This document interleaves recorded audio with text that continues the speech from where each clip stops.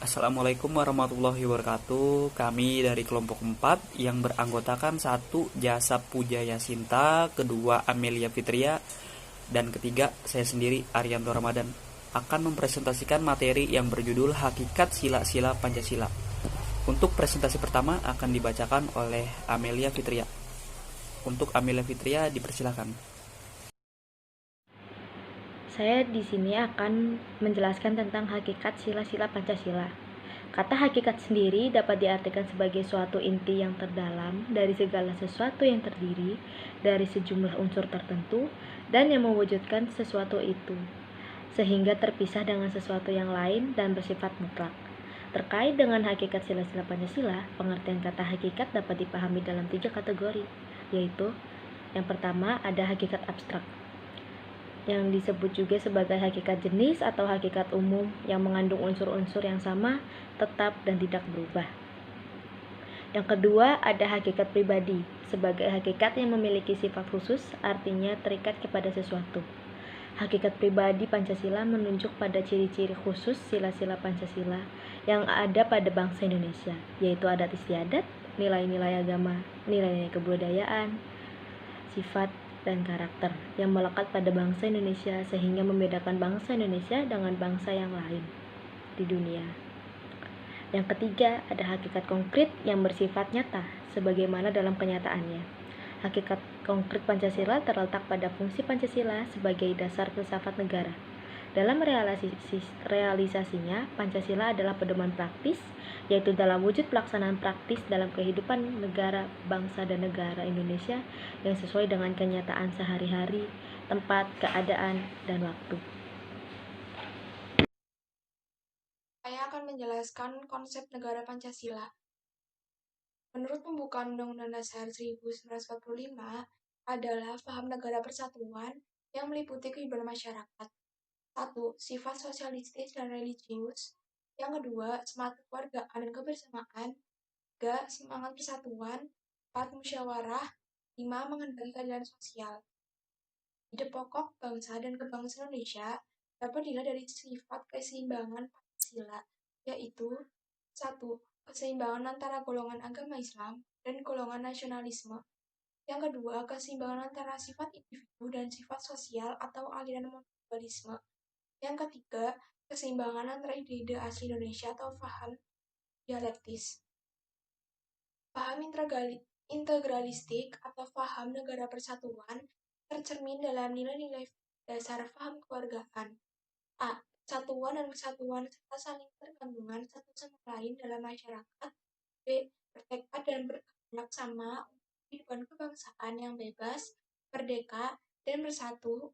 C. Cinta tanah air dan bangsa, serta kebersamaan. D. Kedaulatan rakyat dengan sikap demokratis dan toleran. E. Setia kawanan sosial, non-diskriminatif. F. Berkeadilan sosial dan kemakmuran masyarakat. G. Menyadari bahwa bangsa Indonesia berada dalam tata pergaulan dunia dan universal.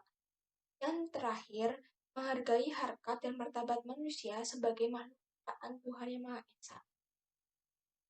Menurut Nitonegoro, Pancasila berisi 5 sila merupakan satu kesatuan yang utuh.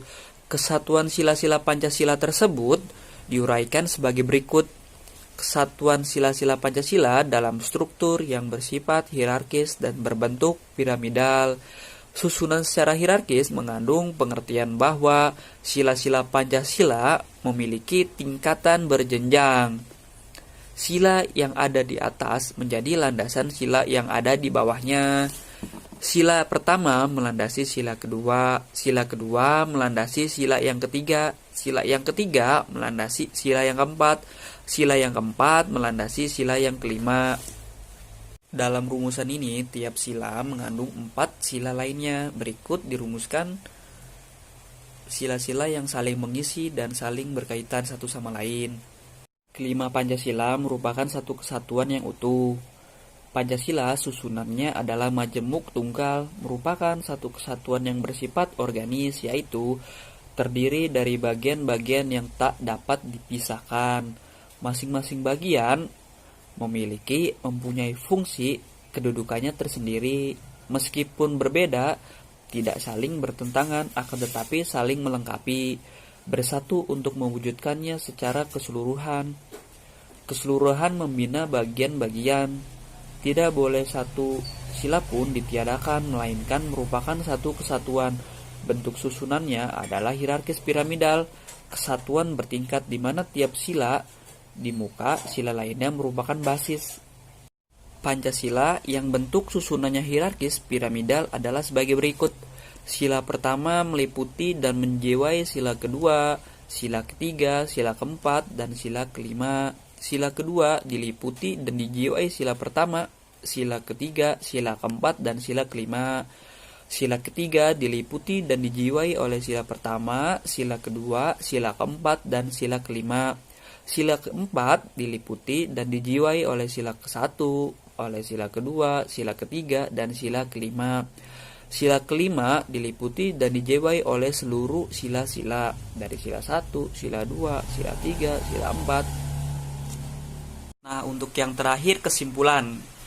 Dalam kesatuan sila-sila Pancasila itu strukturnya bersifat hierarkis dan piramidal. Maksudnya di sini memiliki tingkatan yang berjenjang setiap sila itu.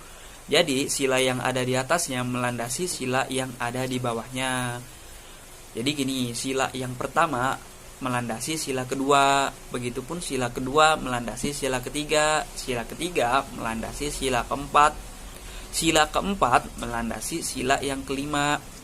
Nah, untuk maksud sila yang ada di atas menjadi landasan sila yang ada di bawahnya seperti berketuhanan yang Maha Esa, yaitu berketuhanan yang berkemanusiaan, yang membangun, memelihara, dan mengembangkan persatuan Indonesia yang berkerakyatan dan berkeadilan sosial. Seperti itu.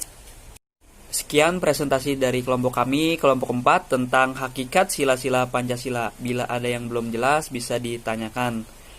Wassalamualaikum warahmatullahi wabarakatuh. Terima kasih.